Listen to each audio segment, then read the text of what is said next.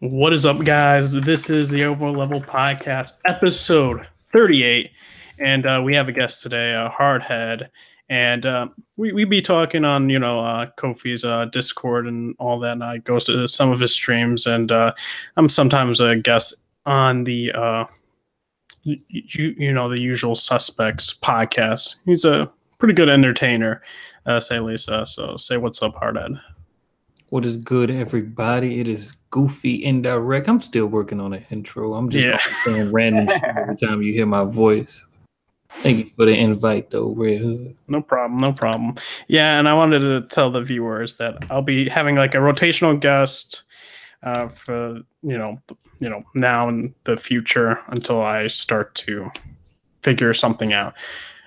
But overall, we got a couple of topics to talk about: Gears 5, Mario Tennis, also Xbox Doll, and NPD, Fortnite, Cyberpunk, and Disney and AT&T, and all of that. But first, we got to talk about Gears 5, and my question to you guys, and to kind of bring about, a lot of people have noticed Gears 5 trailer hasn't been garnering a lot of views like the previous iteration, have. And it's around like the 200K mark views on YouTube. And they had like 2 trailers they showed or something like that. And it's about 200K and then 170K, which I'm just like, wow. It's kind of like in that same territory for the Crackdown 3 trailer. And we do have to talk about Crackdown 3 in a bit because it's looking spooky on that front for its development process. But then we compare it to games like Spider-Man, Death Stranding, Ghost of Tsushima, Smash, and Last of Us Part 2, and is getting a lot of views, more than a 1 million view mark. Do we see that Gears 5 is now becoming like in a franchise fatigue? Because, throughout seeing Gears 5 trailer, granted, graphics are great, right? It just seems more of the same, and no like new innovation has come out for this game. So Hardhead, do you think that Gears 5 is at this point that is fatigued, and do we see anything gonna be addressed about it? I mean, I personally wouldn't know because I haven't played any of the previous Gears games, but any series just has its breaking point, where you either decide you need to take a long break from that series or end that series altogether. And from what I can tell, Gears done practically hit that point. They probably shouldn't even made a Gears 4, but I mean, Gears 4 was received well from what I've read at least.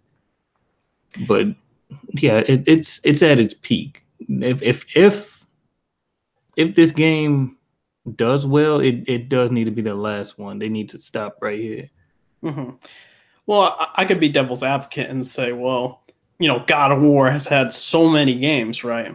And they, with their latest entry, have been doing, numbers, like crazy numbers. And the same thing with, Mario games and Zelda games. We see that they have many iterations and titles for those games, but they've also changed the gameplay drastically. And also the same thing with Metal Gear Solid. Do you think that they have to do something drastic in terms of gameplay changes, or is just? Like I said, I wouldn't know because I can't speak on gameplay because I haven't played them too much. I played Gears multiplayer for the first time in like 6 months. Okay. Today, and it was only my second time ever really getting my hands on the game. But like the God of War example you use, that's what I was saying when you need to sometimes take a break from your series. They took an extremely long break from God of War. And they just basically revamped the entire game. That seems like what if they really want to keep Gears as a franchise, because I mean we already know Microsoft doesn't have many franchises working for them. Yeah. So if they really want to keep Gears, I would say that they need to rehaul the entire thing. All right. Now, Inspector, what do you think? What's your perspective on this with like the view counts on YouTube for Gears 5, trailer being like 150 to 200K for like both those trailers on the Xbox YouTube page? Yeah, I think it has gotten a bit of fatigue just because I think that Gears 3, which was, I guess, the end of the trilogy, like of the Marcus Phoenix trilogy, Mhm. and it was received so well by fans that and then Gears Judgment came out and everyone was mixed on that. They were like, oh, you're just cashing in on Gears. And then Gears 4, from what I remember, when it was first announced, it was kind of received mixedly. Like when it was announced at E3, everyone was like it just doesn't seem right without Marcus. And I think that's the problem, that they're trying to expand the universe, but I think that Marcus was the main draw for that series, and without Marcus, there really is no Gears of War. Yeah. So, and I think because the gameplay is just like typical cover shooter, like they kind of like wrote the book on that, I guess, with Gears of War. But I guess modern third person cover combat. But I think people after, I don't know how long this series, almost like 10 years, I think. More than 10 years, like 12 years. I think people have just gotten, I guess, tired of it. I guess. I don't know. It's kind of weird. I just think people are like, I just think people are tired of not just Gears, but also Halo. Because Halo has kind of gone downhill ever since 343 came on. Like, not a lot of people were torn on Halo 4. Not a lot of people liked Guardians, and now Infinite has kind of gotten mixed reception. So I just think people are getting like worn out for these Microsoft franchises. Mm-hmm. What about you, Talata? You're an Xbox gamer.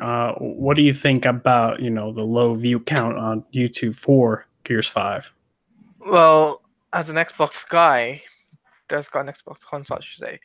I think because it's the low view count, maybe it's because people are thinking this could be either a hit or a miss type of game. Because obviously they're trying to expand, but look at Gears of War 4.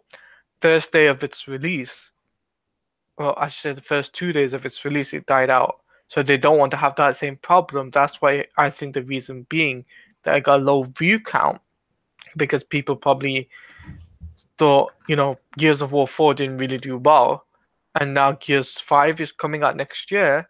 It could have that same problem, same effect, so to say, and still, so to say, and people just gotta understand it's like, I think this should be the last Gears. My opinion, it should be the last Gears, and until the coalition or some other company can come up with another new what's it called, AAA game or something like that for Microsoft alone. Mm-hmm. That's just me. I got you. All right. So next topic. Now we got Mario Tennis reviews have been coming out, and seems that I was right, Hardhead. No, I'm just messing. It got a 78 on Metacritic. I'm a big Mario Tennis guy, right? Nobody thought that game was going to score in the 90s. Hey man, you said if I didn't purchase it, I'm not a true Switch fan. Let's be real. But that doesn't mean the game was going to score in the 90s. I'm just saying. Oh no, I know. I'm just saying though. Like Mario Tennis for me, I never been big into the Mario Tennis games. I remember playing it on the Wii at my friend's house. I didn't really like it. That's just me though, and I don't know if this game will do numbers like that, like some people think it will. I think it's gonna do. I think it'll hit the million, like 1.5 to 2. No, it's definitely gonna top out. You think so? I don't know, man. I feel like I don't know. I got that gut feeling. That review score don't have nothing to do with our No. I'm just saying. I feel like Mario Tennis. I don't know. It's going to definitely outdo Splatoon numbers. I can tell you that much. Really, I don't know. Well, what's your take, Hardhead? Because it's going to be somewhere right under the 3 mil mark. The 3 mil mark. Shit. Have you I think you played the. What was it, the demo or the online thing? Yeah, people just couldn't get enough of that shit. Damn. So, what were your thoughts about it? I mean, I got it. I mean, wasn't nothing special about the game. It was. I like it's the same Mario Tennis that we've always gotten. We just needed a revamp of the game. Okay. And it's gonna have a story mode this time around for the people that actually care for that kind of stuff. Hmm. I mean, it's Mario. Mario's a household name, so it's Nintendo. The game's gonna sell. We don't really have to worry about much with that. All right, man. What about you, Tladi? What do you think about Mario Tennis? 78. What numbers you think it's gonna do? I think the numbers will be really high. I think it'll do really well. But obviously time will tell because I've seen the gameplay for myself. And I know that the VGA guy and the Nintendo Direct guy were playing against each other on Mario Tennis. You're talking about Jeff Keighley? Yeah, Okay. that's it. So I saw that on Twitter, and it was just like it looked like a really fun game. So I think the numbers will be high once this game is actually officially released. But I don't know. When I streamed that game, there's people that didn't own Switches that want to buy one just for this game because of how fun it looks. Shit. Yeah. I don't know, man, dude. I Do you never think saw it could the be appeal. an esports thing though? No. No, Nintendo's not ready for esports. I mean, we got, of course, Smash is going to esports, but that's a different topic. Mm-hmm. Okay, what about you, Inspector? What do you think about Mario Tennis and what numbers it'll do? I think it'll be around, I guess, like between 2 and 3 mil. I think it'll do well. I mean, I don't think reviews matter in this day and age because I think people are so desensitized to review scores that, like, they just go in just to try it. And if they like it, they like it. If they don't, they don't. So, like, especially with how much of a joke IGN has become in the last, I don't know, 5 years. And they've been, like, the mecca, I guess, for video game reviews. So, next to probably, like, Game Informer. Sure. Like, and not including, like, the aggregator sites, like IGN, Game Informer, Game Trailers, like, those were the, I guess, the 3 main review sites. Probably Polygon, like those sites. Yeah. But I just think people have become desensitized to reviews that they don't really care. I think it will do well, especially since it has the Mario name on it. I think it will do well. All right. So the next topic is that for Xbox news. I saw this on my Twitter feed. I thought people were joking about this, and no, it's a real thing that Xbox is gonna have a Xbox stall or some shit. Like they're in a like little chair with an Xbox, mini console, and wearing a headphones. I was like, have we as I don't know if I want to say consumers or have the executives just were like, all right, let's just get it to little girls or some shit, and hopefully they'll gravitate towards the Xbox console or something like that. Like who's the market for an Xbox doll? Like I just never understand that. The same thing with Nintendo Labo. Like maybe it'll sell well. Maybe like the same thing with Labo did like decent or some decently. Hey, if I'm keeping it a buck, I know some little girls that actually own that doll that their parents let them play a lot of video games to the point where if they bought that Microsoft stuff for that doll, they would lose their shit. Jeez. I don't know, dude. I can't take it seriously. Because I think it was Larry Herb, right, that posted that. And I was taken aback because I just didn't think they were going to go. I mean, ain't nobody on Twitter about to give a fuck about that. I don't know why they put it on Twitter. Yeah. They need to be promoting it. Like, to be honest, put some commercials in Walmart or some shit. We don't care about that. Yeah. I mean, they would put in Toys R Us if that thing, if it was around still. But I just was like, because like I can understand if Xbox made shoes or Xbox had Xbox branded shoes, just like PlayStation for the PlayStation 4 had. I think that there's 2 shoe versions, right? No, Xbox has shoes. Did they have it for this gen? I know they had it for like the original, like OG Xbox gen. Oh, Yeah, okay. they have some shoes. Okay. Air Forces. Oh, okay. Jordan, So I mean Jordan Air Forces though, not the Nike Air Force. Oh, okay. Because I know like Sony had like the limited it's like the PS something. I know it was like this shoe brand that's like very limited edition, and then there's like going to be another shoe version that either will be limited edition or it won't. Which hopefully it won't, because I was trying to get the first pair for the PS4 and that shit is sold out. But overall, Hardhead, I think you said, that this is, aimed for, I guess, the girls and stuff like that. But okay, PGX. Yeah, there is a market for it. I can't pretend that there's not, because I know the market. I've seen the market. Mm-hmm. They exist. Little girls that play with dolls and play with video games. Damn. Do we still like consider that a niche market or no? Definitely. Okay. Because did they even give a price? Because I don't think I saw a price for it. I didn't look into it that much. Yeah. Okay. But Inspector, what do you think about Xbox doll? Yeah, as Hardhead said, I think it was a mistake for them to market it on social media. I get why they were trying to do it, but I think, as you said, it's such a niche market that like people like us don't really care about it. Yeah. What about you, Talada? You gonna buy this Xbox doll? No. I got you. No need to. No need to. Shit. Okay. So right now we'll get into another conversation. We're gonna go with Fortnite.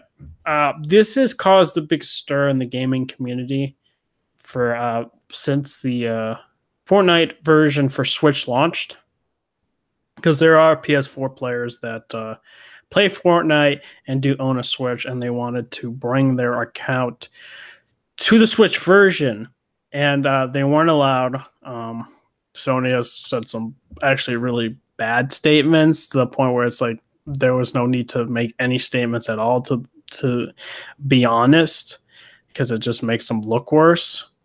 But for me, I'm in the camp that I'm not like a big Fortnite player. Like, I tried getting into Fortnite more and more. I only get into it if my friends are like, "Yo, Red Hood, let's play some, Fortnite matches." And I'm like, okay. And I play it on my PC. But I can still understand the frustration that people are going through. But I never seen the outcry and the outrage to the point of people saying, "I'm not going to buy a PS4 exclusive ever again," or "I'm going to buy it used and I'm not going to renew PS Plus."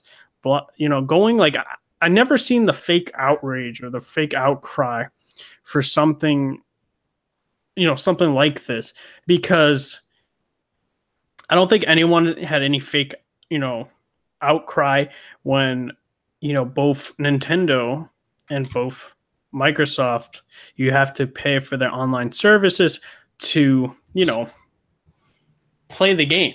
Whereas Sony, you have to just not have PS Plus to play that game. They've also blocked crossplay on separate games too, both of those companies. I remember Final Fantasy 14. Yeah, exactly. The only reason it's still not crossplay is because of Microsoft.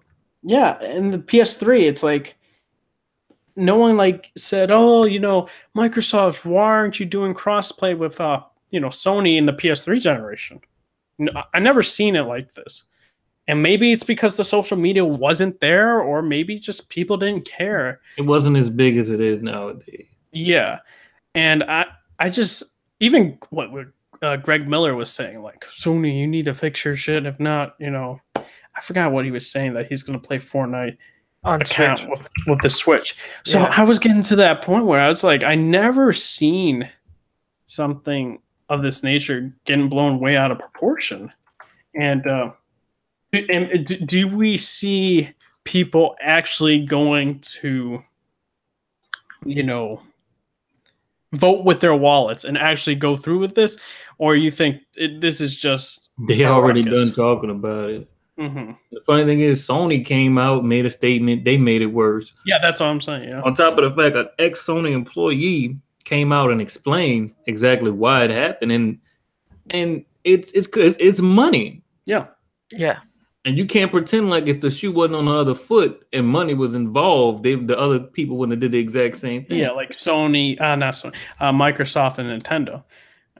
It's like I totally, see. Like honestly, I don't blame them for doing that because like the way he worded it was Oh yeah, it was awful. That's why I'm saying do not make a statement whatsoever, because they've been doing that for a while, and it's been not causing any problems. And once they put that statement out, it got people more in a frenzy.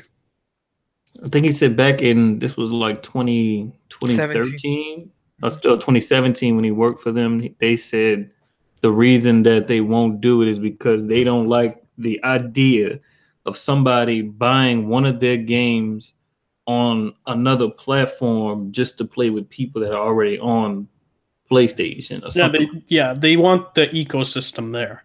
They want you, invested in the ecosystem then to purchase more games on the PS4, which makes sense. Like, I don't know. For me, I'm not in this outrage. But Epic stays quiet because they don't care, because at the end of the day, they're getting money out of it. Oh yeah, they're getting money out of all the platforms. So because look at the way I look at it, they the main reason they staying quiet, especially Epic, and people need to hold them accountable more for it, is because the way they see it, if you can't link your account from your PlayStation to your Switch, you're gonna go and make a new account and buy a whole nother battle pass and then work on. Oh yeah, they make double the money there, so it's like. Epic been quiet on the entire situation because they do deserve a lot of the blame going on in this shit. Mm-hmm. Because another thing, I feel like they have the power to separate cross progression from cross play. Oh yeah, they do, and everybody will be fine with it. Because I still think it's just Sony not wanting to work with Microsoft on this cross play shit. Mm-hmm. I don't think anybody really has an issue with that. It's just the fact that we can't get our accounts on Switches. Yep. And all right, Salati, what do you think about this this whole situation and the fake outcry, fake outrage? Like, I think the outcry and stuff. I think both Epic and Sony are responsible for this. First, I think Sony shouldn't have made any comments. My honest opinion on this is because look at this shithole they're in right now. People are just complaining. And the thing is, I get the fact that you're a multi-billionaire company, right? And I get the fact you want to make it just a PlayStation thing. But at the same time, you're kind of losing out the fact that you could cross-platform with Switch, you could cross-platform with Xbox and with PC. And all your friends could be playing at the same time. And still, you would make a little bit share that experience with different consoles, if you know what I mean. So, but I feel as if I think Epic, even though Epic haven't said anything, I think they should just say, look, guys, we're gonna have to do this thing where we're gonna have to get Sony and Microsoft to work together and the Switch as well.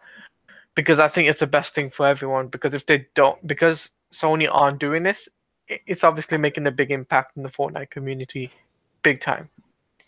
Well, I think like I don't think crossplay did have a little bit of factor. I think that where people started, complaining was about the accounts for linking. Like when you made a Epic account. Yeah, the PS4 and it's linked through the PS4, that it was not able to go into the Switch or PC. Yeah, because the only reason I say that no one really cares about the crossplay, because most of us, if we own, at least in my realm of gaming, if we own a PlayStation, we also own a PC. Yep. So when we can't play with our friends from Microsoft or Xbox on our PlayStations, we just get on our computers and play from there. Yep. Yeah. No one really complained about. Well, they complained about it for like 2 days when Fortnite first got crossplay. Yeah. And after that, it just disappeared. But now they want to make a huge deal out of the whole Switch thing. And that's why I said they don't really care about cross play. It's just cross progression. Mm-hmm. And I agree with you on that, man. I agree with you. They don't care. Yeah, I got you. What do you think, Inspector? I agree with what both Hardhead and Talia said, so I don't really want to reiterate what they said. So I think they said it well. Okay. But at the same time, never forget PlayStation is, quote, for the player, not for the money. I'm just saying. Oh shit! I thought GameStop is power to the players. Oh shit! Oh my god! They lost bring that shit up, dude. You know, GameStop is going to be selling comics now. Oh shit! I didn't even know that. I mean, freaking GameStop is going in different directions. I was about to say what GameStop really is selling out because they about to get bought out by somebody else. Yeah, what shit! I didn't even know about that. Yeah. I mean, no one goes to GameStop anymore. Everyone gets their stuff from Amazon now, so it doesn't matter. I get it from freaking Best Buy. But now you can't get it from Best Buy, so Amazon about to be the only real place to get it. I mean, true. I mean, I won't be buying, games from Amazon until the year 2020. That's where my Gamers Club subscription ends for them because they have to honor it. But man, shit. But they're just gonna cut people off one day. But yeah, I know. Dude, they said they honor it, dude. If they cut me off this one day, like before my year subscription, I want my refund. I mean, somebody's gonna start a lawsuit if they did. But yeah. Trust me, right?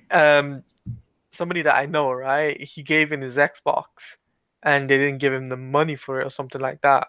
Mm-hmm. And he tweeted at them about it, and it's just like, I'm just like, wow, man, feels bad for you, man, because you gave them your Xbox and all that, and they didn't give you the points and that, and realistically, you're supposed to be getting that type of thing, but I think, me personally, because we used to have a GameStop here in the UK, but they went out of business here, so I just think I think they need to go out of business, man. Just leave everything to online.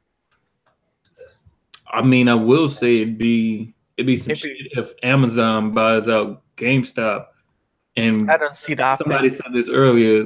Connects like our Amazon Prime to a GameStop Pro membership, to where it's all like one thing. That would be pretty fucking nice. Yeah, that'd be nice. What's up, Sam? Yo, what's up? What y'all talking about? I ain't trying to interrupt right quick. Keep going. I was saying, into GameStop being bought out. Oh no, I came in when I was watching Papas. I came in on the point of crossplay. I just wanted to bring up a point when Sony wanted to do cross-gen last gen, and there was a point where that happened, and it was these exact same situations and roles, but they were flipped pretty much because everyone knew the position that Sony was in, and Microsoft was basically doing the same shit. Oh yeah.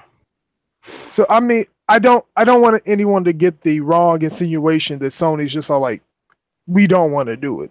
I feel like this is this is something that Sony's done in the past. Remember that the PlayStation was basically out of spite because of what Nintendo did to them. A lot of the shit that Sony does is because they're literally petty. But I understand everyone wanting crossplay and stuff like that. I just want to clear that point up. Yeah, sure. Facts. Now we're gonna get into the Crackdown 3 situation, and people just started finding this out. That's what the director and co-director or something like that, left the development cycle for the game, so that makes it even worse to the point where we actually don't know, like, how this game is coming along, because you had the direct, like, I don't know how no one really knew about this, because it happened a while ago or something like that. It's I think Cloud Engine and Reagent Games are gone. If I'm looking at it right now, so apparently they're gone, and a lot of stuff that's being listed as Reagent Games may have been shuttered completely. Shit. Yeah. See, it doesn't look too well for Crackdown 3 because Crackdown 3 is supposed to be this game that has fully, destructible environments for multiplayer, and they haven't been showing multiplayer. And I've been saying this from day one, since like the last E3. I'm like, dude, where's the multiplayer that they've been hyping up for the, past like reveal, like the initial reveal at was it GDC or something like that, where they showed it off. And now it's like they're scared. They said there was going to be a beta. There's no beta. There's no news about that.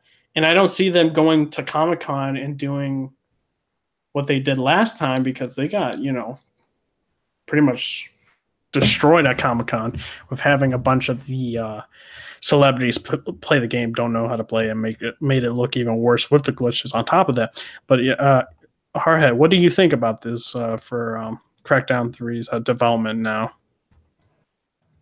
I mean, I'm hoping that the game's already done. I'll just say that. Because if not, then it's just a sinking ship that there's nobody in existence that can save. Yeah, gotcha. What about you, Inspector? What do you think about this, troubled development cycle? Yeah, I think it sucks. I think how long have they been? How long ago was this game announced? Like 2 years ago? 2014, I want to say. Yeah. I think the first announcement was in late 2013. It was remember they showed the symbol during the conference for fucking the Xbox One. I almost said X, but yeah, something like that.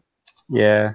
I mean, I think the problem is they're focusing too much on Terry Crews and not focusing on the game, because it's like, oh, it's Terry Crews. It's like, it's the Terry Crews game, not Crackdown 3. Oh yeah, no, they're hyping that up, and I don't think Terry Crews is the main character, is he? Like, did they change it to now at this point he's the main character of the game? No, it's kind of, if you remember the voice of the agency from the first two games, stuff like, he's meant to be in the role like that, but the voice of the agency is still there, I believe. Okay. Yeah. It just I don't know. It just sucks. I mean, I'm not that big into Crackdown, mainly because I'm not an Xbox guy, so it doesn't really affect me. So that's all I gotta say. All right. What about you, Sentry? What do you think? I mean, y'all heard me talk about this plenty of times in private. Yeah. When I think about this, I think about the fact that, first and foremost, the original series creator is gone. That's bad news off the rip for me. Then you have the cloud engine, which is owned by Epic, which in turn is owned by Tencent, which calls into question, why wasn't Microsoft themselves doing cloud shit since they were propping it up? Third thing is, I'm like, this game has been in development for almost 6+ years. We haven't seen shit. Then the fact that it went dormant, we found stuff out that it wasn't being worked on actively. Then they got more studios to work on it. Then all of this and the third. I'm like, it's basically come to this. Either you cancel it, which you really can't do for perception's sake, because that means that damn near everything in the year 2014 didn't come out, except for like a couple things. Or you keep going and it becomes an albatross of sunken costs, and whatever comes out is never going to be as good as the money you put into it. So no matter what, you're fucked. It sounds a lot like Duke Nukem Forever to me. Oh shit. Dude. I didn't want you to say that. I was thinking about it in the back of my mind. Dude, that's petty. I actually played that game. It was so bad. I feel bad for you, Red Hood. No, dude, I got that shit as a birthday gift for like one of my birthdays. I think I was like I think I was like early like high school years and shit. I got that and I was like, dude, this game is so bad, because I wasn't really in tune with the gaming industry like that. So I didn't know like the reviews. I didn't know people's opinions on the game. And shit, worst game I've played. But Salati, what do you think about the Crackdown 3 situation? I think the Crackdown 3 situation could potentially be in disaster at this point. I mean, it's been what, 2 years in a row? They've, without any information about what part of the stage of development they're in. Yeah. And I think this game would be like Inspector said, a Duke Nukem situation. But I think it'll be beyond that, where potentially, I don't think we'll see this game not till after 2020. I think that's a possibility of that game, because you said that a couple of employees left, right? Yeah, like they're basically like the big tent poles of the game. You see, and that's a bad thing for that studio right there. If you're leaving two of your biggest guys that worked on this game have left the company, who else is gonna point you in the right direction? I forgot about that. This game might still get delayed. Shit, I know, and we're gonna get into it. That's what I'm saying. Yeah. It could be a delayed like 2020 or even possibly a next gen game. The rate we're going. Shit, dude, that cannot be released for next gen because that game is not gonna get any benefits. If that game goes on for 10 plus years of development, there's nothing. There's nothing. Yeah. Because this is I don't see this ever being as a Last Guardian situation where the game was 5 years solid. No. The Last Guardian was even longer than that. No, the Last Guardian was like 9. Yeah, that was like 8 or 9 years. 8-9 years, yeah. Yeah. So, and that was still a solid game with clunky controls. But freaking, I don't see Crackdown 3 surviving. Another. I don't see them surviving. Sorry. Though. Yeah, sorry to lie. Yeah, I don't think Crackdown is just a big enough franchise, though. Oh, it never was. Yeah. The only reason it had like the fans it got was what wasn't there a demo for one of the Halo games? If I'm Maybe. wrong. I forgot. Maybe Crackdown 2. Halo 3. Halo 3. Yeah. Halo 3. Yeah, I just think Crackdown is just a poor man's Just Cause. Oh shit. Because it kind of has the same like sandbox destruction thing that Just Cause made popular. Okay. Even though I think Crackdown came before Just Cause, maybe Just Cause just. I'm actually looking that up right now. Give me 1 second. Okay. When did the first Crackdown come out? Lord, now I gotta look that up. Fuck. I'll find it. Don't worry. On release. Crackdown. Hold on, I got it. February 20th, 2007. Just Cause was September 22nd, 06. Well, Yeah. spooky. Yeah.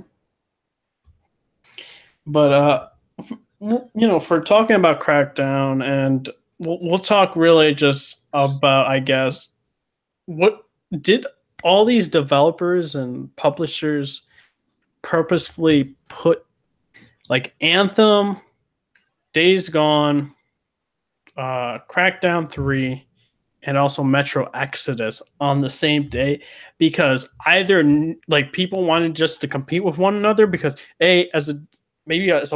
thinking as a business guy, I wouldn't want to put my games and cram them so each game can get cannibalized. It just doesn't make sense. You want to max out your profits, make the most money, kind of seclude it in another space, unless you're so confident that you're gonna get like your money's worth. I'm putting on that day, but for me, I would just release it on other days, and then hearing other competition having it there, I can't believe that they didn't know. It just to me, I feel like they did it slightly on purpose. Maybe one of the companies didn't know, but I feel it just doesn't make sense that they would all put it on one day. But Hardhead, what do you think? Hardhead, go on, bro. I'm here. Come on, like Crackdown dropping the day that it's dropping, right? Yeah. Yep. I mean, if I'm being honest, if it wasn't for the news that we recently got, if any game had to get pushed back, Crackdown would have been one of the last ones. Just in that situation. Do we see any other games besides Crackdown, going, or you think? I think Days Gone. Days Gone got pushed back. Remember? Well, it never had a date though. Yeah. I don't know because they put Days Gone in kind of like their Horizon like release window because Horizon did very well on that release date. So I think that's why they put Days Gone in there. They think it would have been a good date. Because Horizon Zero Dawn came out like near February. I think February 26th, something like that. Yeah. So near the end of February. And then Metro Exodus. I think Metro is going to get delayed. Shit. I don't know. I feel like Anthem's going to stay there regardless. I don't see EA going like. Yeah, I'm gonna be honest. It's EA. They're not going to change it for anybody. Yeah, it's EA. If I'm honest with you guys, I feel like you don't put 4 games there without being scared or something. Like in my mind, that's the only way I could really like kind of compartmentalize it and like rectify it, because I'm like, unless there's something, I don't want to say huge coming out, there's nothing that makes sense for you to put 4 games on that same day. Nothing makes sense. Because Kingdom Hearts 3 is January 29th. Resident Evil 2 Remake's January 26th. So I just don't see like maybe Devil May Cry 5 because it's supposed to be in springtime, but I wouldn't be scared of DMC is probably May at best. Mm-hmm. I just don't understand. When's last month we had where a lot of big releases came out at the same time? I don't know. I would have to go back to last year to Actually, last year about the same like early release dates. The first 3 months that time period, yeah. I would say the first quarter of 2017 and the biggest big bunch of games, but they were all done at the right time. Yeah, it was like Zelda was March. Horizon was February. Then you got Mass Effect Andromeda like late March, which I get depressed about all the time thinking about. Hey, I like that game. Fall back. Hey, nah, dude, I bought the game. I spent 60 buckaroos. I like that game. Fall back. I mean, and then you had in like between January to May, basically you had May. It's like Injustice. Yeah, then you had Injustice as well. Near in March. Oh yeah, about that. Gravity Rush 2 is in January, but that game didn't sell well. Next year, but I think overall, because they placed everything on the same day, like what's it called? Days Gone, Anthem. Was it Days Gone? Yeah, Days Gone. Days Gone, Anthem, Metro Exodus, Crackdown 3. Yeah. So because they've put that on the same day, I don't know how well this is going to be for Microsoft, to be honest with you, in all fairness, because even though they're trying to make it into an exclusive thing, I mean, Days Gone looks like it's going to be a really good thing, and I mean, the only one game they can really rely on would be Anthem, and EA won't change that release date for nobody because they've done that before. They've never changed the release date. No. Well, I think everybody changed release dates because of a certain game dropping in October, but I'm gonna keep that to myself. I mean, the only game I can remember back in the day, which actually did get delayed and stuff like that, was a genuine delay, was Arkham Knight, and that was a genuine delay. But they tried to push it out for September, October release, but then they put it into June. But it's like, but when it comes down to games like this, I don't know which company is gonna pull out. That's the thing. I think Sony exclusive will stay though. I think the Sony exclusive. Yeah, I think Days Gone will stay. No, I wouldn't be surprised if it got delayed. I wouldn't be surprised if Sony just moved it in general. Like, I see no point of Sony losing money on that game, put it on that day when they could easily put it in March or put it in May. But they can't delay it so far that it impedes Last of Us. So but the question about Last of Us is still, when is it dropping? And I don't see that game dropping anywhere except for fall. Yeah, I can see that. True. Yeah, true. But at the same time, it's like they already delayed it by once. You don't want to delay a second time. Yeah, because that's what happened with Uncharted 4. Like, they just kept delaying it. Or they could just put it in March, like... Yeah, like the first week or second week of March. they could do that, but I don't think they would do because Sony is like I they're don't know if very. there's any other games coming out around March 2019. No, besides Eh, maybe no. Devil May Cry could be March, April, and May. So Yeah. Do they have something with the April release? Division 2, that's the only big one. Sony, not really. Everybody, Oh, remember, has everyone has dropped the game already, so everyone's probably Yeah. storing up for next gen. yep. Yeah. That's You know true. what? Thinking back, because they weren't confident in Crackdown's release date. They kind of hid it from us. Oh yeah. Like the only way you were able to find it was on Twitter. You could go to 3 dozen news sources, and none of them knew because they kind of snuck it into a tweet. Yeah, on they Twitter. just said February, and then like And I was they- like, oh, February they when? snuck the actual date into a tweet. But Yeah. they never came out and spoke on it. Oh, okay. Oh, that's how you know they scared. No, they are like that game is. They lost too much money for that game. I can guarantee you, they're not going to make back the production costs or marketing. None of that. Yeah. Crackdown going dormant. I think Crackdown's gonna get. The way I see it is, just Crackdown is not gonna do well, especially considering you got Anthem, Days Gone, you've got Metro Exodus, and you've got those particular games. Crackdown's not gonna compete well, in my honest opinion. I think that's why I think they should just can't delay it a little bit further. Maybe May or April time would be perfect time for them. Give them a little bit more time to at least work on the game and trying to perfect it a little bit more.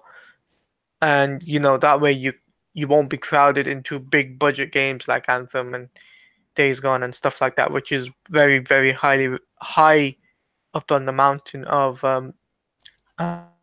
exclusive games and stuff like that. I gotcha. All right, so we're going to talk about NPD real quick. NPD. So it seemed like, of course, PlayStation was in first place. But 220K consoles sold. I could be wrong about that because I'm trying to find it again because I lost the damn website for it. There was a tweet. Hold on, let me see if I can find it. Yeah, that's the tweet I was looking at, and then I lost it. But I got it. It's PS4 223,000, Switch 167, Xbox 145. The best-selling software was God of War, Donkey Kong Country, Detroit, and Hyrule Warriors. Or single player game.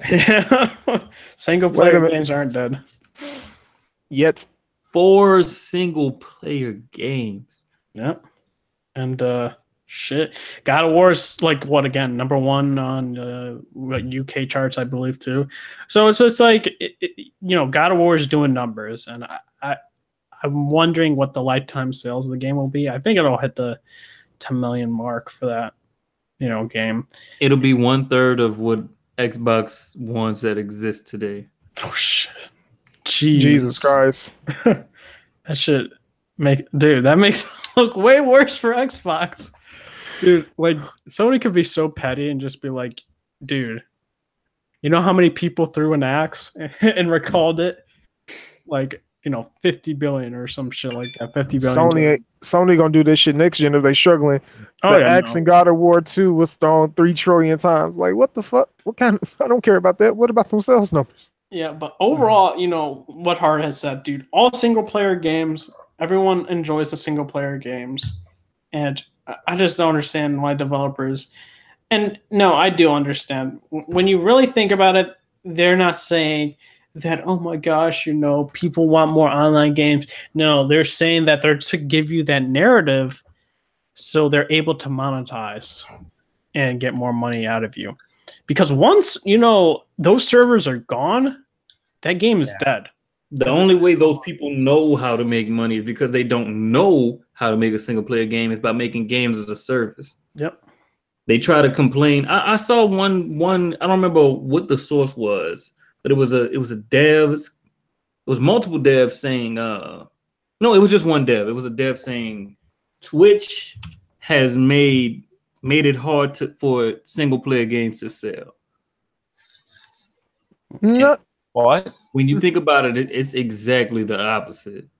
Yeah, they promote the game and all If that. If it weren't for Twitch, I know Kingdom Come Deliverance wouldn't have sold. I think freaking Twitch had a part to play for Detroit sales too. Stardew. I'm just trying to think of a couple of games that without Twitch they wouldn't have hit the kind of numbers that they're at now. I would say Until Dawn too. That was a big Twitch game. Yep, Until Dawn. Fucking damn. I'm trying to think of some, but you get where I'm. Oh Yeah, yeah. But Switch is doing numbers too, and Xbox is lagging behind. I'm saying this now that Switch will overtake Xbox. Xbox will go to third place by the ending of the generation. Switch will be second. PlayStation will be first. And what I said, dude, I love the Switch. Can't wait for Octopath Traveler. And they do have the games, that people want. People want, Mario. People want Zelda. People want Smash. And they're giving that to them. Fire Emblem. Granted, Fire Emblem's delayed, which pissed me off. But, it's coming next year. And, Switch is doing it because, a lot of people, like BG would say, is like, how is Switch doing numbers? I don't understand the narrative that people want to play the games on the go. And dude, I bought a Switch for that, to be honest, playing games on the go, because that's like one of the appealing things for me as a Switch owner is I'm able to take this to the car, to the airport, to the beach. Wait. Oh, I don't know. Hardhead, if you at the beach with your Switch, my guy, I gotta beat your ass. I'm sorry. Oh, man, not y'all too. Dude, but listen, it's too many. Listen, it's too many beautiful women on the beach to be looking at a damn Switch. I'm sorry. But bro, maybe she want to come upstairs and smash. What? Huh? How does that work? How did we get from the beach to the house? Wait. We were a Joy-Con and we played Smash. What are you talking about, sir? Oh my gosh. We out. Get back on point. We out. Ultimate, sir. What are you talking about? You got it. Shit. You got it. Ball out. You got it. Smash me.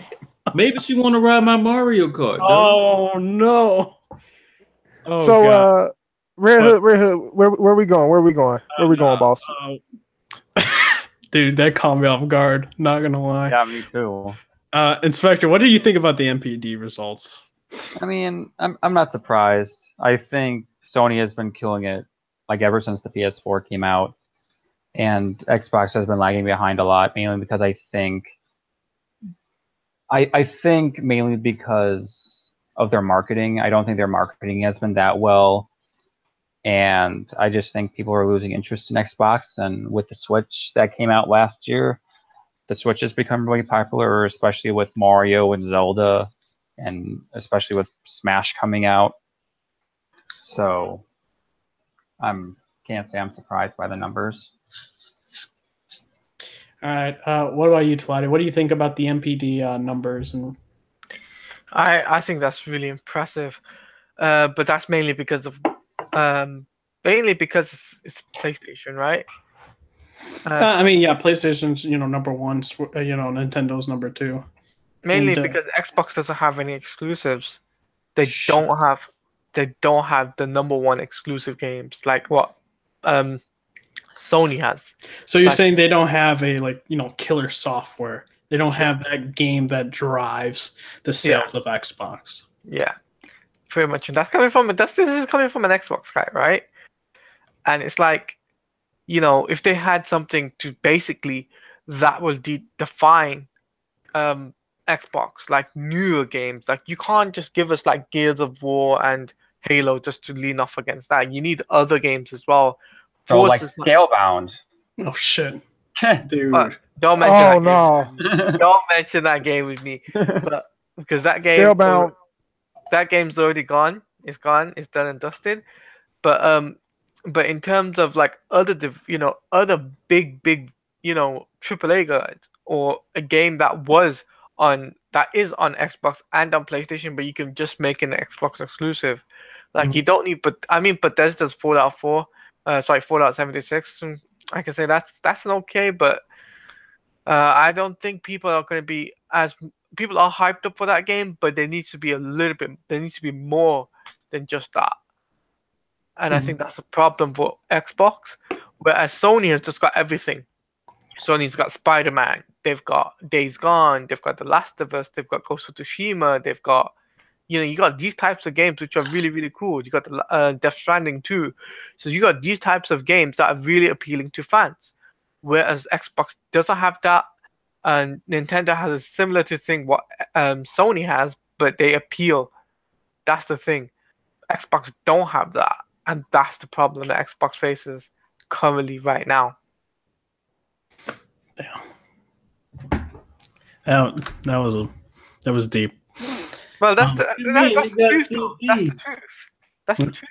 Huh? They got Sea of Thieves. Oh shit! Don't bring that up, man. I mean, Sea of Thieves, yeah, but let's be honest about Sea of Thieves, right? Sea of Thieves, how long did that last? Oh. But what about State of Decay? Oh no! No! Shut up, Harriet. Shut up. How long did Sea of Thieves last? No, Talk your shit. Talk your shit. Didn't you know they had 1 million players, Red Hood? Oh shit! Hey man, They hit 2. it was 1 million unique players. You know. Yo. They was #1 on Twitch for a week. Only for a week though. Just for 1 week. That's the thing. And State of Decay 2, another game, right? Which was a big thing, and that also didn't do well. Mm-hmm. Wait. That was only #1 on Twitch for 24 hours. I mean, oh shit! Just a reminder: the top streamers were paid to stream that game at certain times. This is also true. Yeah. That is also true, but at the same time, where you have like normal streamers, because I mean, I'm a streamer myself. But it's like where I've seen other people play State of Decay 2, I've seen that not many people stream it. Like the numbers are really low, and they see that this game is not really a fun game to play. You need friends to play State of Decay 2, and even with what's it called, Sea of Thieves, you need people to play with, and it's very hard to do that. So I think that's where Xbox has its problems. Sony doesn't have that problem. And nor does Nintendo. Nintendo doesn't have that problem either. Mm-hmm. That's why Xbox is failing back currently. That's why you can see the differences in all the money that you see with the MDC stuff. You see the differences, and that's because of the games that Sony has. Mm-hmm. That's the main reason. I don't have to be savage, but it's the truth. What about you, Harho? Anything else to add? I ain't got nothing else to add to that. What about you, Sentry? I mean, it's NPD. People keep talking about it like let's just be honest about it. NPDs don't really matter in the grand scheme because they're not really for us. They're for shareholders and stuff, for them to understand how to make moves. But let's just be honest. Microsoft will never get back to the point they were like during 2007 with the 360. And most of the things that happened for them to be successful back then were like, they capitalized off of the right shit that was going on with Sony. That will never happen again. Yep. I mean, we've talked about what their issues have been. Their issues have been apparent since 2008. We're being completely honest. They've been there since 2008, and people didn't want to pay attention to it. I saw it back in 08. I ain't giving out my age, but yeah, let's just say I was a youngin' and I saw that shit coming. But it's everything that I see is basically just a correlation to shit they could have fixed, but they didn't. I'm just gonna leave it at that. Okay, that's fine. Now we're gonna go to another topic. Cyberpunk 2077, a game that I'm very hyped about because I'm a big fan of CD Projekt Red. So The Witcher 2 and 3. 1, I would play it, but G-Sync messes up the game, kind of like Skyrim for some reason. I don't know, but they have, put out a game. They showed about an hour, 50, something minutes of the game. People loved it, and you're able to customize your character, to have scars, to look cool or whatnot. Gameplay of Cyberpunk. Yeah, behind closed doors. Closed doors gameplay. Yeah, only for the press. Only for the press. They weren't able to play it, because behind closed door. For anyone knowing or watching, that's the developer playing the game, and it was running on a PC, no Xbox One X. It was on a 1080 Ti, I believe, an Intel i7 8700. Yeah, okay. 32 gigabytes of DDR4 RAM, and like also SDD card, which makes load times very reduces the load times. People are impressed. It looks like a next gen game. From the graphics, because a 1080 Ti will probably be the equivalent of something for the PS5, Xbox 2. And overall, everyone's positive. There are some people, though, that do not like the direction of Cyberpunk. This dude's name is Jonathan McIntosh, and he tweeted out, "Oh no. As I suspected, hashtag Cyberpunk 2077 looks like it uses all the worst and most toxic element of the genre's past, with very little subversion, nihilistic vision of the future, gritty dude protagonist, lots of glorified violence, sexual exploitation as backdrop, etc., etc., etc. E3, hashtag E3 2018. Like, oh shit, I didn't know Cyberpunk games are like that. Wow, a Cyberpunk game sounds like a Cyberpunk. Exactly. Cyberpunk, people being taken advantage of. Cyberpunk, people selling their bodies for cash. Cyberpunk, gritty shit. Oh my. Yeah, exactly. It's like, it's the same shit. Like you see it with like a Blade Runner, for instance, same type of shit. Even though it's not robots, kind of like a different version, but in of itself, it's kind of in that like era, and women are using their bodies, and all this shit, and violence, and the different sections of society's wealth, like that. That's a thing. You even see with the most recent Blade Runner movie. And I never understand when people say that. It's like it's a genre, right? And we don't get many games besides Deus Ex, right? But CD Projekt Red's take is on was this game originally? Yeah, was Cyberpunk originally created as a boards game or something like that? Or I have no idea. But I believe it was, because I think like the creator was with CD Projekt Red, and they're like working closely together to get that authentic feel that the original creator intended. And I find that very interesting. But my main question is, well, like, are we living in a society that we have to, be offended about everything, like every single thing? And Cyberpunk will probably get these, haters that are not liking gritty dude protagonists, and they think it glorifies violence, which actually they've said that they, having it as a first person view will show like the subjugation of different groups and stuff like that, and how a higher society gets to get away from that and live like in their Eiffel Towers and stuff like that. And our character doesn't look like he's like the looks like he's in like the grit and in the poor sections and stuff like that at times. But what do we think about this, Hardhead? What do you think about this dude's tweet? I mean, like I said, I already gave my little 2 cents. He basically described. He telling us the game is exactly what we wanted it to be. Mm-hmm. Okay. What about you, Inspector? What do you think about this dude's tweet? Yeah, I think it's really ignorant of him. Like, basically listing up all the qualities of a cyberpunk like setting and saying that it's bad. I think that's really ignorant. Mainly because like one of the best comic book series, Cyberpunk. It's not really Cyberpunk, but it's kind of like in the vein. Is Transmetropolitan, and like I just reread it recently, and it's amazing, and it really like gives you the view of this world. Like there's like we're like co-meddling with like aliens. There's like transient people turning into like gas clouds and stuff. It's like crazy stuff. And I think what CG Projekt Red, even though I haven't played a CG Projekt Red game, I think this sounds really interesting. And I think, like you said, I think the first person view is really just going to enhance the game to show you, like, I guess, like, the grittiness of this game, show you how like real it is. I think it's really going to help the game. Gotcha. What about you, Sanchi? What do you think about this dude's tweet? Well, what was his name again? Because I want to make sure I get this right and not wrong. Okay, Jonathan McIntosh. Macintosh. Mm-hmm. Okay, if I recall correctly, he is behind. Well, I know a lot of people don't agree with this woman. I have no issue with her, but if I recall correctly, he's like the brain behind Anita Sarkeesian and a lot of her work for the most part.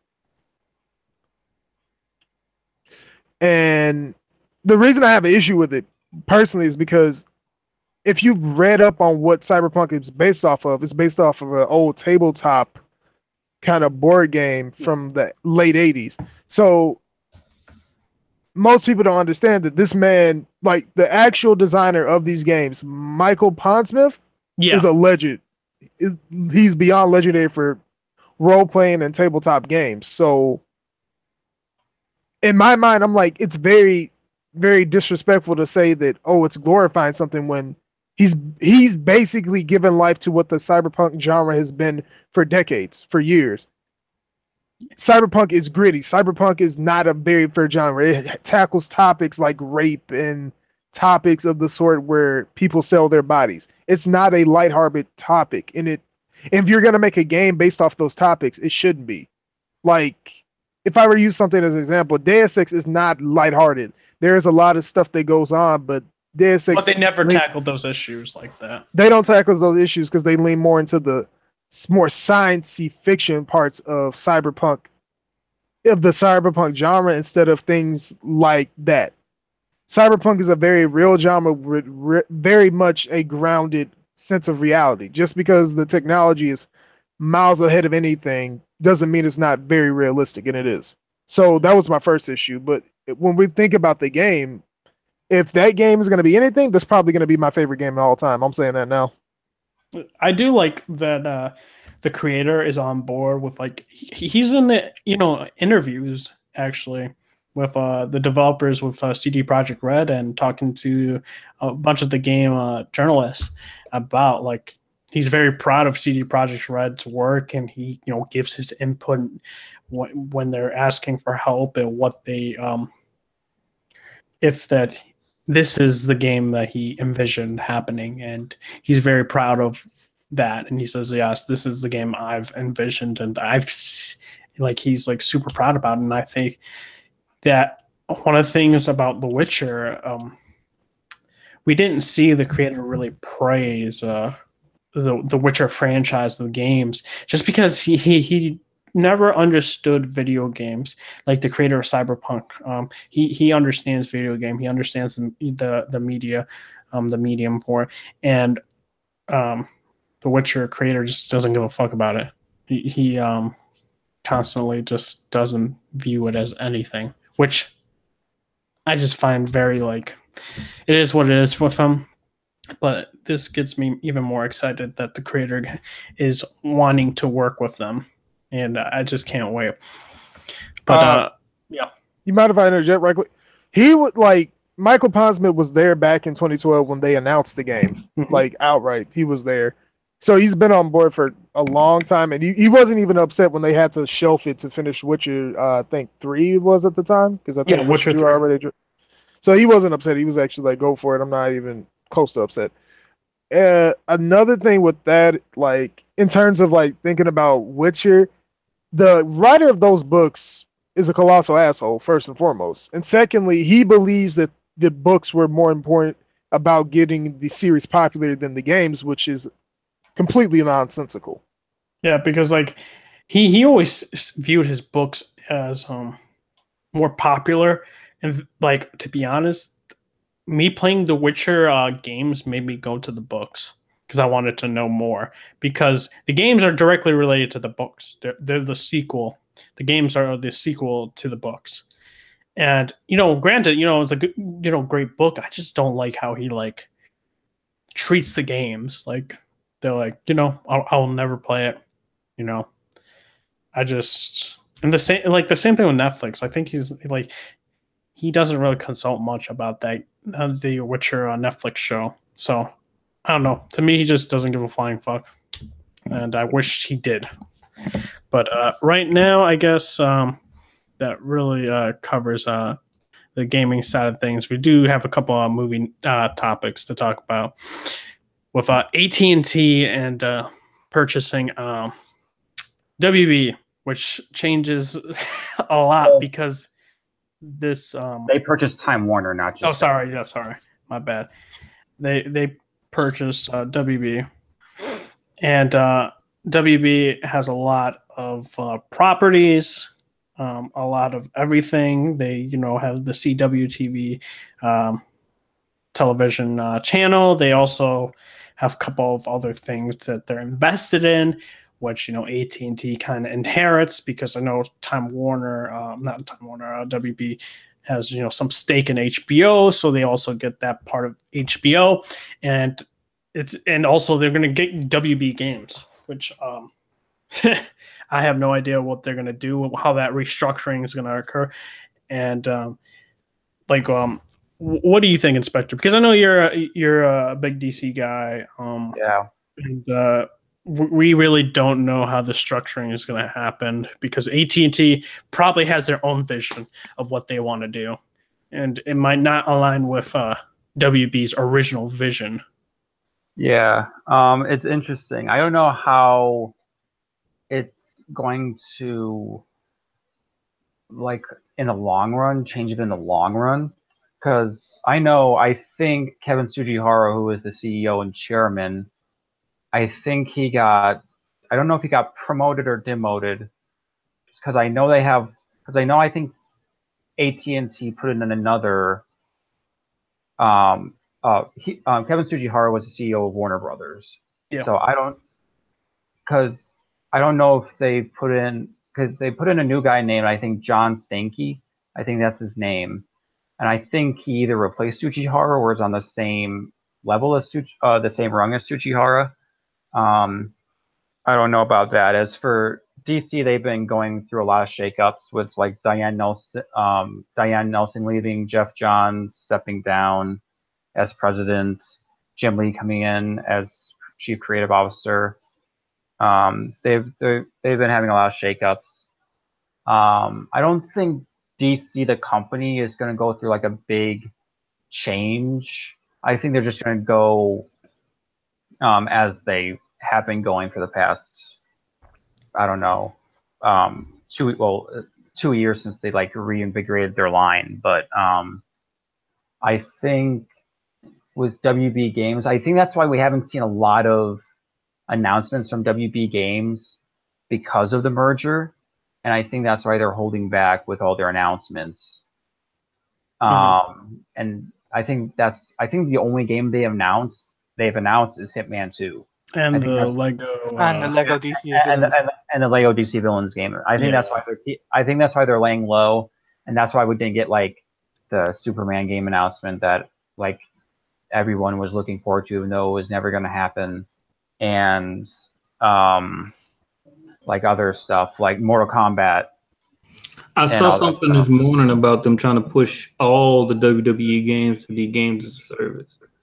Shit. Oh no, maybe. What, WB Games?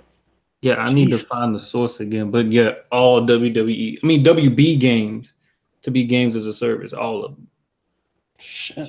I'm glad I understood that you actually met Warner Brothers off the rip. Yeah, that's interesting. I haven't heard that, but knowing WB Games, and also about DC, DC is going into more of the streaming service with their streaming service, and rumors are that it's going to be launching in the summer.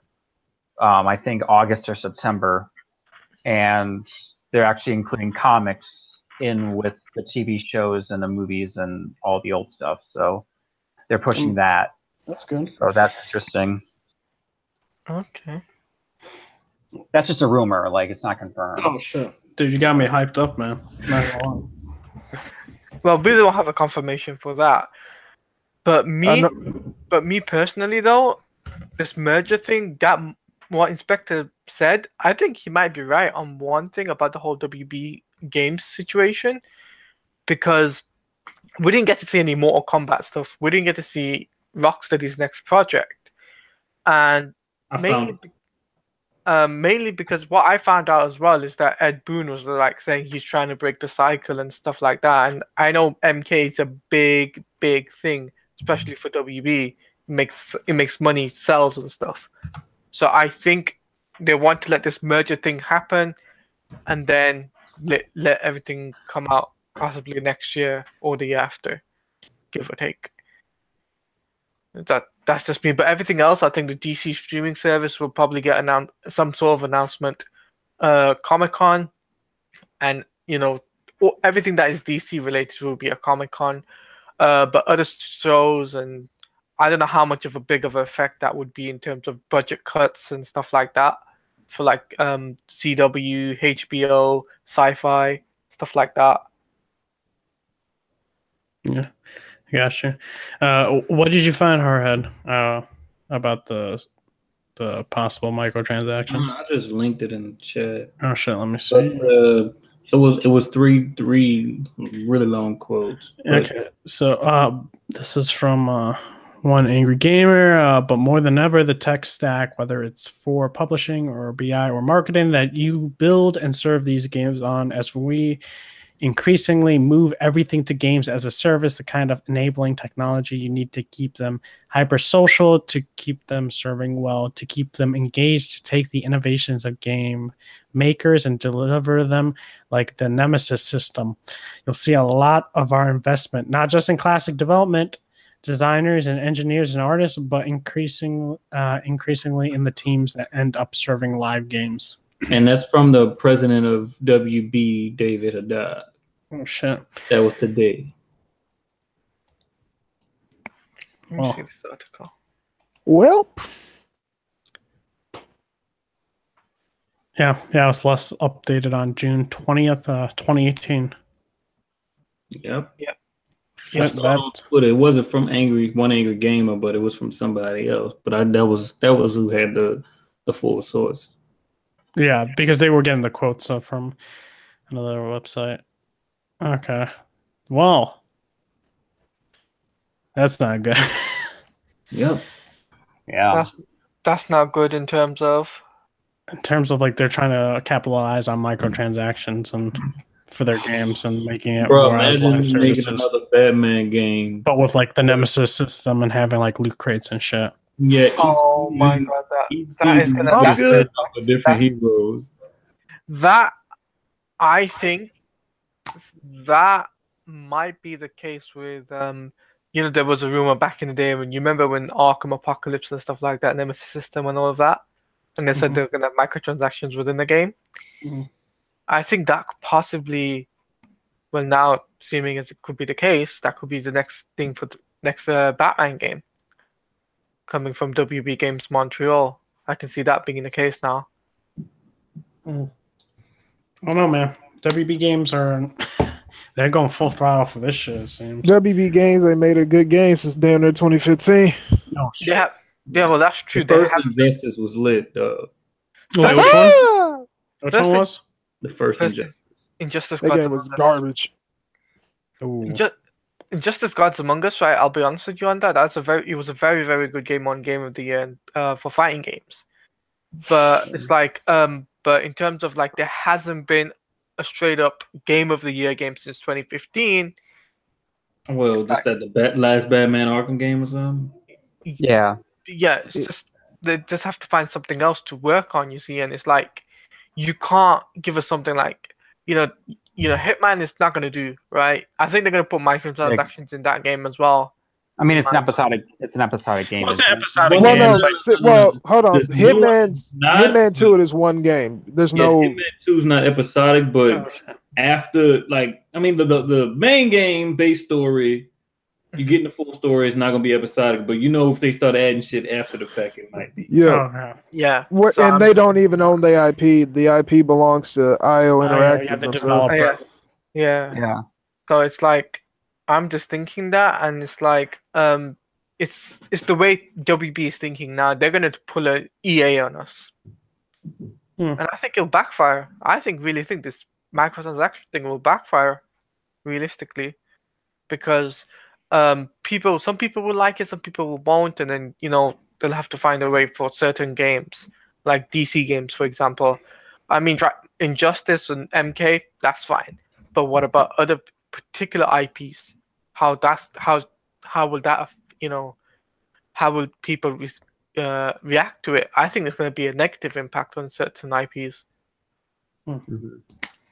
That's Doesn't WB publish the Witcher games too? Yes. And like CG Project Red, like CG Project Red develops them, Witcher but 3 gets WB this publishes them. weird thing because CG Project Red isn't owned by WB, so it's like I guess it's a distribution CG Project deal. Red's kind of like IO Interactive, right? So it's like a distribution thing. Yeah, basically. Yeah, They I just mean, publish the game. They just don't have really any say in the development for the game. And that's about Got it. it. right. Except for Okay, but- WB teams, they have say in WB Montreal and in. but we do not want to talk about but we kind of can say WB Montreal because they have screwed up so many times, and this is on their final warning as well. So if they don't pull up the goods with this next game, it's like, I mean, who knows what's going to happen with them? But yeah, it's like other studios, other WB IPs like the Lego games, and other franchises like Shadow of Mordor. Shadow of War did Mordor. use Yeah. Shadow of War did use microtransactions or no? Yes. Yes, did. Okay, so Shadow of War is they used that then. But it's other generic IPs than WB uses. So like mobile games and stuff like that. Just don't know how that's going to work. Well, mobile games are already a haven for microtransactions. That's how they get all their money. Yeah. Right. See, they have Command and Conquer for EA, Yeah. so Spotlight for their Do you conference. do you think this will have a backlash though? Since Yeah. Well, yeah, it depends. Well, depending- like if they depending on put it how in their it games, goes their out. household games, yeah, it's gonna really hurt their games. Like let's say if they go to Rocksteady and say we need microtransactions in this game, right, and Rocksteady can't say anything. They're like yeah, don't have a say in it. they're like I don't think you should, but because they don't really. Yeah, basically what it basically would be like is like we're just gonna lock an entire upgrade tree and you have to buy it. So like an upgraded, as an example, upgraded power or something like that you wanted. Yeah. You have to pay for it. Yeah. You have to buy for it, yeah. That's gotcha. stupid. That is so stupid. Yeah, but Sanjay, what do you think about the merger for AT&T and Warner Brothers? I mean, for AT&T, it makes sense because unlike, I'll say it like this: Comcast has NBC. Mhm. They have those properties outside of them doing internet and phone, all that. AT&T never had that kind of multimedia where they could make their offerings more enticing to buy into. And now with the other deal, which I'm assuming we're gonna talk about the Disney thing. I assume I'm not Yeah. sure. Yeah. But in this case, it makes what you want to do more enticing. And I think the important thing is we have to separate what's going on with DC, what's going on with Warner Brothers, and what AT&T do into separate kind of categories. Because I look at it like this: AT&T is gonna want to do what they want to do, but unlike with Disney, unlike with Comcast, NBC, Universal, whatever you want to call it, I have no clue about what kind of control they want to exert over Warner Brothers. Like they could want to clean house and get rid of everybody. Like it's one of those things like we won't know until it goes all the way through and we understand everything. Kind of like I can't compare it to the Disney deal. The Disney deal is a lot different. And I think there's a lot of misinformation and misunderstanding going on with that. But yeah, I think it's okay. I'm not going to reserve judgment until we at least go through 5 years with AT&T owning them to see what happens. Yep. And what about you, Harhead? What do you think? I mean, it don't seem like it's that big a deal to me. Mm-hmm. I don't think much is gonna change. It's just something to get AT&T some more money. That's all. Yeah. Other than what we just found out about today, but I doubt that had to do with it. Yeah, I gotcha. Yeah. So yeah, Yeah, this whole thing Google- is just about content. Like AT&T just wants all the content That's true. they want. Yeah. One day, the whole world will be owned by Disney, Oh shit. No, Amazon, Amazon. Okay. and Google. Actual Cyberpunk No, shit. actually, no. Yeah, no. Google. Yeah, Google's getting up there. Google, Amazon, and fucking Disney will own. Yeah, because Amazon has the freaking like. They have every. Dude, I work for Amazon, so You heard your boss made 3.3 billion. You didn't get a cent. Oh, never mind. I'm far back. Oh man. Hey man, yeah, it is what it is. But yeah, no, Amazon is getting up there. Google is. Google owns YouTube. Google owns like they have their phone division and all that. The internet, I need to get in my area once it comes Google Fiber, because that shit is really good. So they'll have me there. Amazon, with their Amazon's everywhere now. So it's like they have their facilities. I thought they stopped expanding Google Fiber. It's a weird situation. Now they're like trying to put it in more areas for like the fiber optics. So like it's like okay, so it's in my city, but not everywhere in my city. It's not like in my area. I live in the city where there's Google Fiber, but there's none in my neighborhood. So that shit pisses me off. But going to another big If you don't want to do it, I'm not gonna be surprised if Google don't do it. Oh shit. AT&T want to be lazy fucks and not expand. They Whoa. We might get the AT&T sponsorship. Fall back. Oh, man. I got you. But no, there's another big news for movie industry, Disney, because Comcast went in with about like $62 billion to counter 63 billion to counter Disney's 52 billion. And it was an all cash 62 billion, which is crazy. And then Disney's but it's not actual cash. They're not like going. Oh yeah, no, of course they're not going to go They're not into going like to buy truck us, like, full a of money. briefcase Like, of money. let's go, guys. It's stock and mixture of stock and cash. Yeah. Like Disney's was stock in cash. Comcast said it was like just cash, but that means just like putting in somebody's account essentially. But Disney was also saying they'll pay their debt. Then Disney's counter offer was $71 billion, $71.3 billion. This was cash and stock, and they were also gonna still pay the debt for Fox, because Fox is still gonna be Fox. It's just that they're only gonna have like their newspaper and their sports. They'll channel. have news and sports. Yeah. Also, with that deal, like the debt is factored into the 71. So Yeah, whatever. So more. I think it's 16 billion the debt or something like that. So it like in total it'd be like 80 something billion. No. Like the way that it factors in is like the debt is already being counted. So part of that okay. 71 is going to paying off the completion of the debt. Okay. So yeah, no, it's crazy with the war and the but Fox like accepted it, so I'm pretty sure it's done now. Like Comcast can't do anything after that. Yeah. Do they still have to go through antitrust stuff now though? I thought once they accept, yes. Yeah. So they The already shareholders got the. Oh, my bad. Yeah, they already said that they accepted it and stuff. So now that just has to go through everything.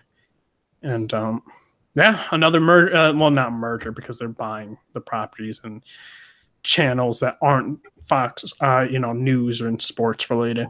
But yeah, no, it's another big thing for like Disney is getting up there. Like they're becoming powerful. They're also having their streaming service for next year, coming out next year. I know some. Mm-hmm. They also own now. Like once it goes through, they'll also own a majority percent of Hulu, which is kind of stupendous. And also, like I've been hearing some talks about Sky Network or something like that. Isn't that like a thing that they're going to be owning too? I think they own. I think either they own it completely or like a very huge amount of it. I'm not sure. I want to quickly say, I just noticed Johnny Woolman. Like, dude, I really want to say this to you before we kind of have everyone talk about it. You got to get a life, my man. Coming in these podcasts. Nah, dude, he's just badgering. Just talking about Xbox is, basically amazing. Okay, Single that's player great. games, That's trash. Like he's been, commenting Hey. all that. Hey, that's just your opinion, man. Yeah, I mean, you do you, man.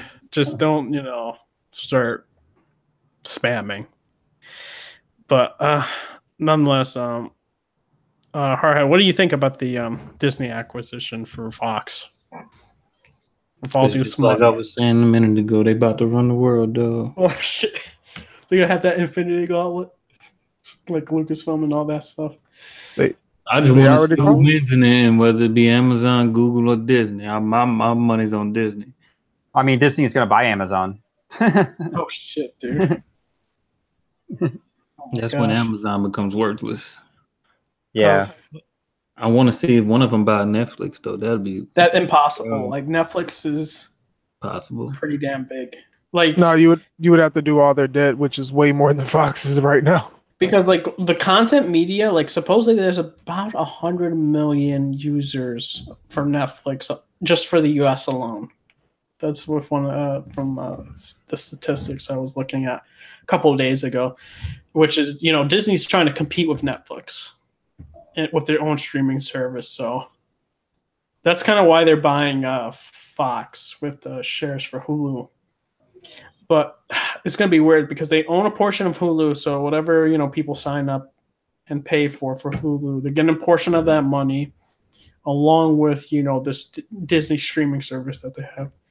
But Inspector, what do you think about this? I mean, it is what it is. Like, did you have any stake on who you wanted it to be with Fox? Comcast or Disney or whatnot? Because Comcast owns Universal. If they do, I hate Universal. I hate Comcast. Yeah. Doesn't everybody? Yeah.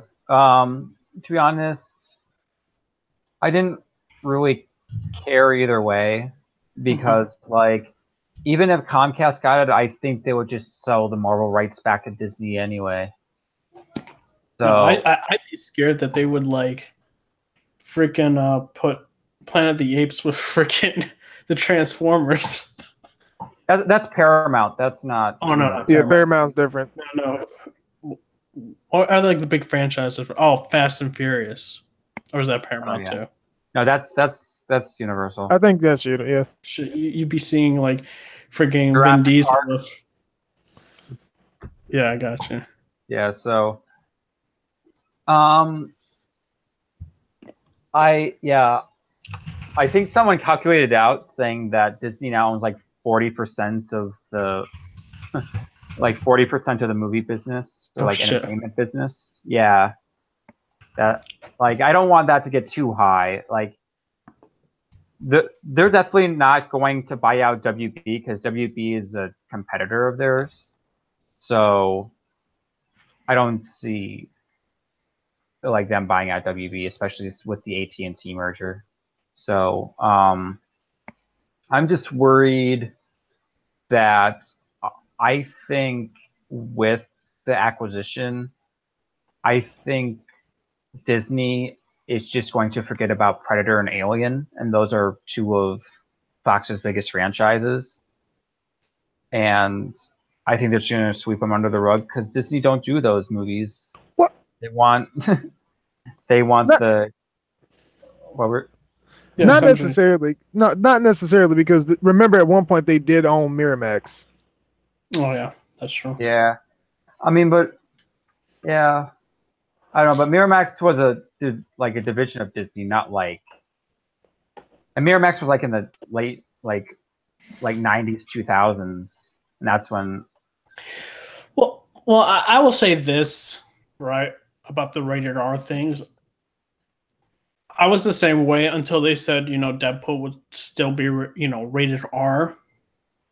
And I was like, oh, okay. They're going to go this route. I do think that they're kind of going to they're not going to put how in Lucasfilm, right? They don't have the Disney logo before it or after it. The same thing with Marvel Studios. They don't have it before or after, which I just find, really weird. But for Disney, for like the Pixar movies, they have the Disney logo before it.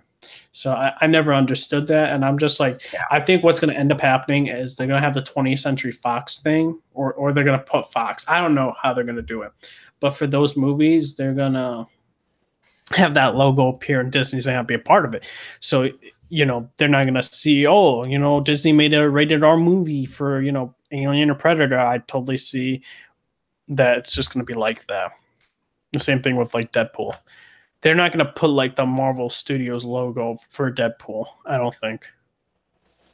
Or they'll probably do like what they're doing with Venom, say like in association with Marvel.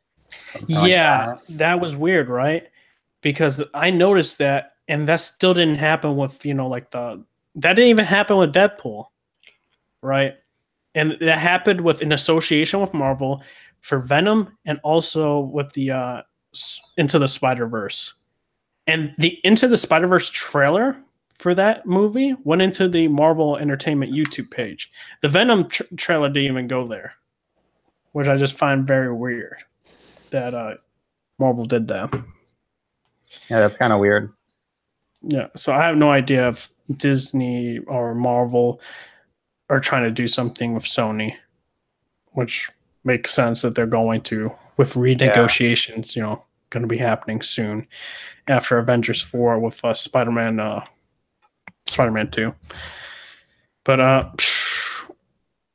what about you, Sentry? What do you think about Disney owning basically the Fox Entertainment division? Saw it coming a mile away. Shit. Like, it made no sense for them not to. Because when I look at it's like you hear the reports coming from Fox, they're like it felt like inside of Fox there's this kind of like disconnect where it's like the movie entertainment side didn't really like or agree with the sports and the news side, so there was always this kind of disconnect. And because of that, there was never any cohesion or anything, so they just said, fuck it. We think the entertainment is an albatross. We keep losing money on films. We really don't have any hits. We're not getting nominated for things. Let's get rid of it and do what we do best, which is sports and politics. So they said, fuck it. Yeah. The way that they did it. Oh, go ahead. My bad. Yeah, what I was going to say was, like, even if they wanted to sell their sports and news, they weren't able to do that because supposedly that would be considered a monopoly. That was like that tipping point. If Disney were to get their news and sports, because they own ESPN and they own ABC and like all these other things, and that's kind of why they're not able to do that. But yeah. All right, what about you, Taladio? I'm the same thing with Inspector. All right. What he said. So. Yeah, I do want to quickly say that take this with a pinch of salt, like not even a pinch, like take one little like half a salt grain or some shit. But so the rumors are going around saying that the New Mutants movie is supposed to be a part of the MCU, and kind of the reason why that it was pushed back was to kind of give it the wiggle room for when the deal happens or something like that. And because we never heard of a movie being pushed back that far along, right? Because it's like it can't be like reshoots that long. That's way too crazy. And supposedly that the movie was good and Disney was seeing it too, and that they were like, yeah, add some horror. Like both Fox and Disney were very happy with the movie. They just wanted a bit more horror elements to it. And supposedly that it's going to be a part of the MCU, and that the X-Men Dark Phoenix will be closing the Fox X-Men movies. Now, Deadpool, we don't know how that's going to work with Disney and the MCU, but I totally see Ryan Reynolds still coming back. But yeah, you guys can take that how you will. But Inspector, what do you think? You think that's the main reason for New Mutants being delayed for that long? I don't know. It's so hard to tell. Because have we ever heard of a movie being that delayed? Like, I don't think so. Yeah, but I think it would be too forced for them to try to do it, because that means they would have to rewrite a bunch of stuff.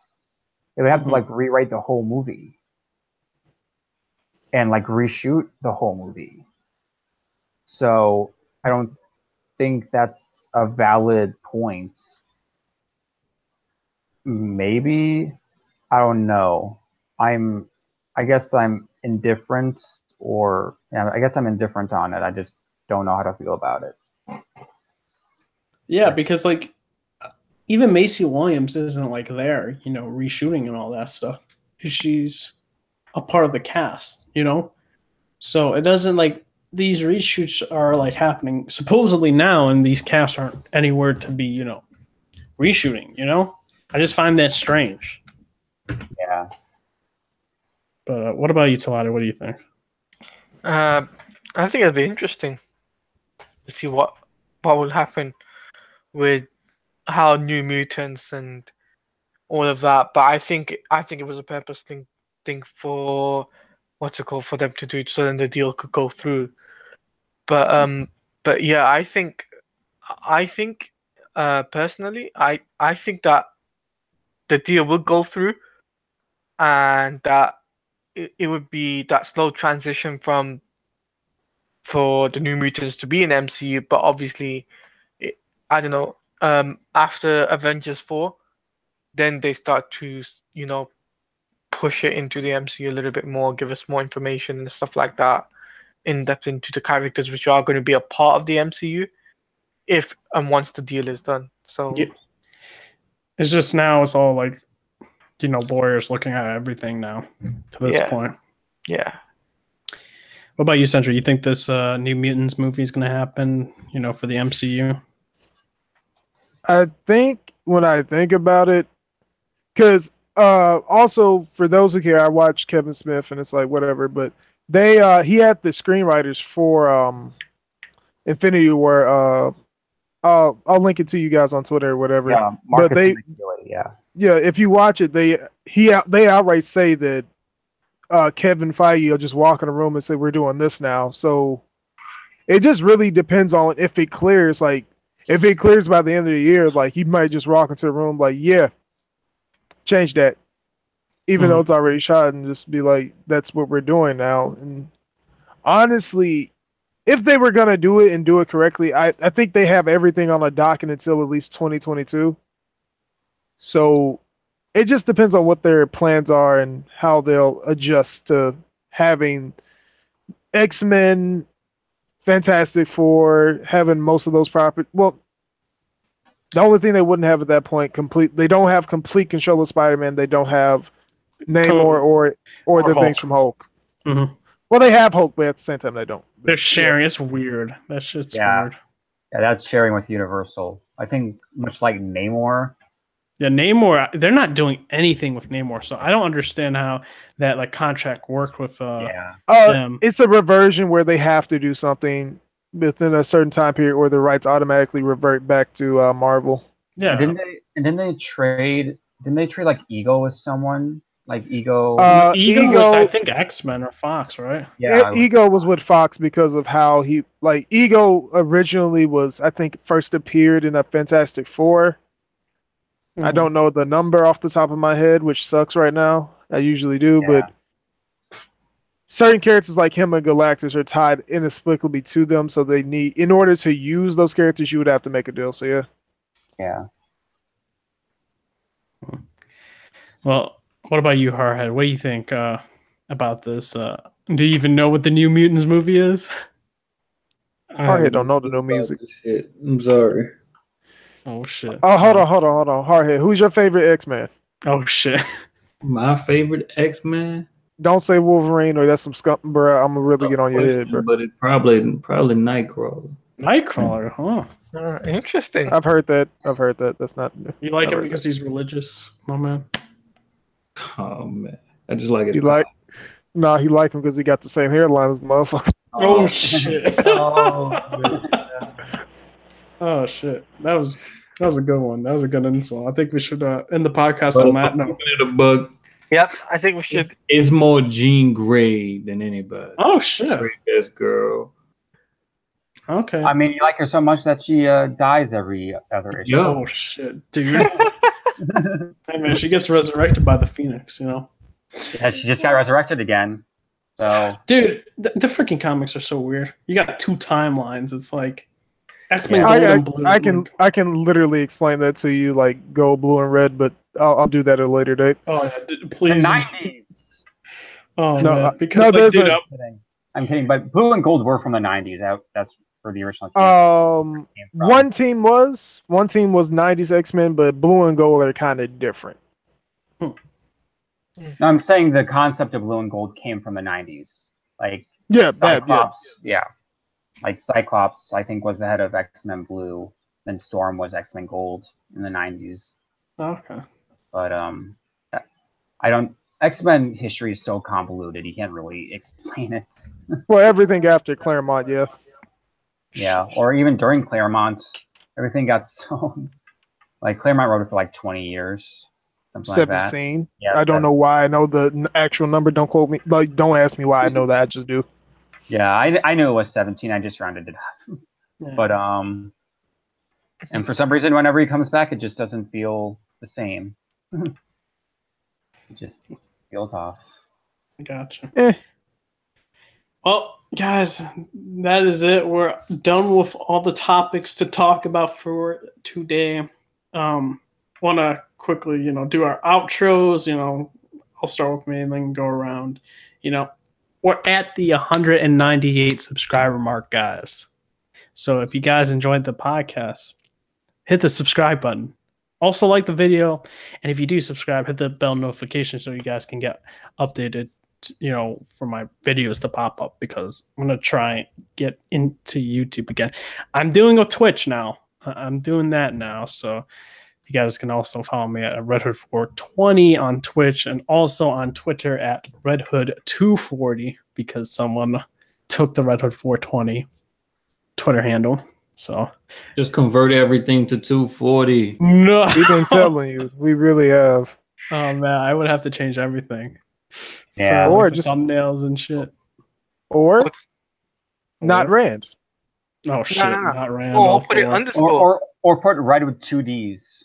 Yeah, red No. with 2 D's. Red Hood with underscore 420. Try that. Oh, all right. But yeah, what I'm trying to do on Twitch, I don't know, man. I'm getting hyped for this Death Stranding, also Spider-Man. I might be live streaming Spider-Man and Metal Gear Solid 5 again. I'll definitely do Metal Gear Solid 5. Might do like I don't know how I'll get like the PS2 version of Spider-Man 2. I'm thinking about trying to do it on the PC and figure that stuff out. But yeah, and also I'm trying to get an Elgato, so try to figure out how to do Octopath for a stream for the Switch. Don't know how to do that shit yet. But yeah, you can check me out there. And Century, where can they find you out? What do you do? Twitter? You can find me at CenturyXJ on Twitter. I tweet about random stuff. I like a lot of art and wild other crap on Twitter. I am also the host of the Usual Suspects podcast, and at least today there's no gunshots going off outside, so I can actually say this without saying fuck everything. Yeah, need a Joe Budden gunshot sound effect. Fuck you. So what day is the podcast? Is it still Friday? Podcast is Friday at I want to say 4 p.m. CST, but even then it just depends. Okay. Gotcha. Hardhead, what do you do? Where can they find you at? Y'all can catch Mr. Goofy at Twitch, Twitter, and maybe one day YouTube at Hardhead7WD. I am also a member of the Usual Suspects podcast. As he said, you can catch us Fridays at 3 p.m. Central on the YouTubes. 4 p.m. Central. What the fuck? Oh shit. Oh yeah, we moved the hour back. I apologize. He's off awake. Gotcha. Hey man, look, I don't know what day I'm gonna do it yet, but your boy might start doing his own little personal Yeah. podcast where he Okay. touches on something that's a little bit more than gaming topics. But that would be on the Twitch stream. So if you come into the Twitch stream, you really ain't missing nothing. Yep, man. Taladio, where can they find you at? You can find your boy on Twitter, which is at mtaladia. You can also find me on YouTube, which is Taladia Plays. Currently, I'm working on a video with Origin Gamer. We're planning up something to do with Spider-Man PS4 discussion videos. And you can also find me on Twitch, which is twitch.tv/Taladia Plays, where I'm currently doing Injustice 2. We're getting most of the characters up to level 30. And this weekend, I'm planning to do Fortnite and Battlefront 2. So tune in for that, guys. Inspector, where can they find you at? They can follow me on Twitter at the Inspector, where I just rant about comic book stuff all the time. Do we know when you're going to do that? Like YouTube. another article? I don't know. I've been kind of slacking on it because I still need to edit it. Do we know the topic for it yet or no? Yeah. It's actually been done for the past few months, but I just haven't edited it yet. It's about 52, which is one of my favorite DC storylines. Okay. Yeah. I got you. And I have other ideas planned, like Planetary and Transmetropolitan. And Okay. those are all in my head, though. I got you. Also got Wonder Woman article if I get around to it. You'd be writing a lot, my man. Yeah. I mean, all those are in my head. I just need to articulate them. That's the hardest part of writing. All I do is write chemical equations. That's all I do. You selling blue meth? No. You sure? I'm good, my man. You said that a little too fast. Nah. God. Oh shit, you killing me. But guys, thank you for watching. This is the Overload Podcast signing off. See you guys Peace later. out, guys. Peace out.